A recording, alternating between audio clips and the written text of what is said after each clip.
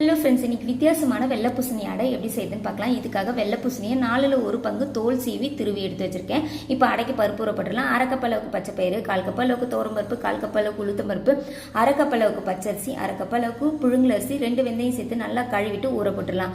இன்னொரு பவுலில் 2 table spoon ஜவ்வரிசி, 2 காஞ்ச மிளகாய் சேர்த்து ஊற வச்சுட்டு ஊறினதுக்கப்புறம் ஃபர்ஸ்ட் மிக்சி ஜாரில் ஜவ்வரிசி காஞ்ச மிளகாய் போட்டு ஒரு ஓட்டிட்டு அப்புறம் ஊற வச்சிருக்க அரிசி பருப்பு எல்லாத்தையும் சேர்த்து தேவைக்கேற்ற மாதிரி உப்பு சோம்பு சேர்த்து நம்ம திருவி எடுத்து வச்சிருக்க வெள்ளை பூசணிக்காயோட ஜூஸ்லேயே இதை அரைச்சி எடுக்கணும்.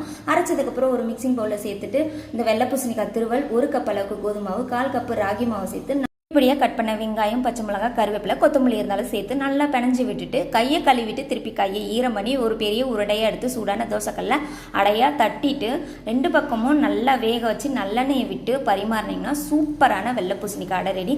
இதுக்கு தக்காளி தொக்கு, கார சட்னி சூப்பர் காம்பினேஷன். இந்த வீடியோ உங்களுக்கு பிடிச்சிருந்தா லைக் பண்ணி ஷேர் பண்ணி சப்போர்ட் பண்ணுங்கள். தேங்க்யூ.